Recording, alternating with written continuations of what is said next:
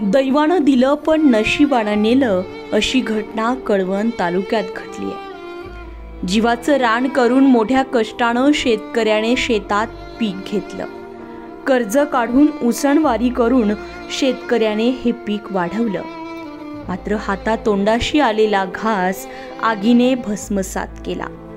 नक्की काय म्हणावं या नशिबाला अशी परिस्थिती कळवण तालुक्यातील अभोणा जवळच्या दत्तनगर शिवारातील किरण देशमुख यांच्या सोबत घडली आहे। दत्तनगर शिवारातील किरण देशमुख यांच्या शेतातील तब्बल 4.5 एकर ऊस शॉर्ट सर्किटमुळे लागलेल्या भीषण आगीमध्ये जळून खाक झालाय। या घटनेमुळे शेतकऱ्याला मोठा आर्थिक फटका बसलाय। त्याच्या डोळ्यासमोर कष्टाने उभा केलेला शेतमाल जळून खाक झाल्यामुळे तो पूर्णतः हतबल झालाय। दुपारच्या सुमारास ही घटना घडली आहे। शेतातील विद्युत डीपीवर शॉर्ट सर्किट झाल्यामुळे ऊसाला आग लागली अशी प्राथमिक माहिती मिळाली आहे। या आगीनं काही मिनिटांतच अकराळ विक्राळ रूप धारण केलं आणि संपूर्ण 4.5 एकर ऊसाचं नुकसान झालं अशी माहिती शेतकरी किरण देशमुख यांनी दिली आहे। घटनेची माहिती मिळताच अभोणा विद्युत विभागाचे अधिकारी तांबट यांनी तात्काळ आपत्ती व्यवस्थापन विभागाला कळवलं।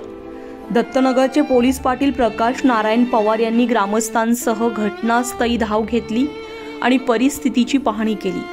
तसेच त्यांनी प्रशासनाला तातडीने पंचनामा करून शेतकऱ्याला नुकसान भरपाई देण्याची विनंती देखील केली आहे। शेतकऱ्याने डोळ्यादेखत आपले श्रम आगीच्या भक्ष्यस्थानी जाताना पाहिलं।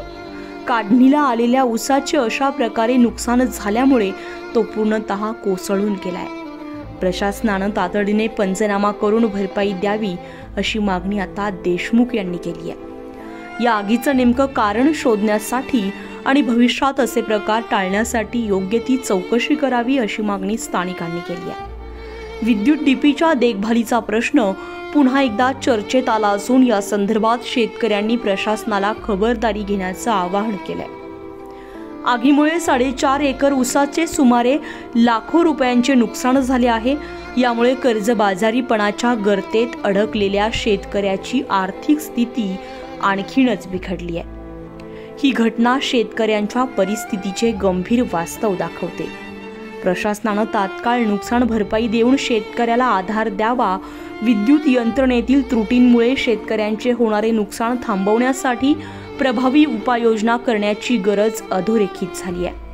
मात्र यावर काही उपाययोजना होते किंवा नाही, शेतकऱ्याच्या झालेल्या नुकसानीला भरपाई मिळते का नाही, किंवा ही नुकसान भरपाई फक्त कागदावरच राहते, हे फक्त ते मायबाप सरकारच जाणे। उत्तर महाराष्ट्र लाईव्हसाठी अश्विनी पुरी, कळवण।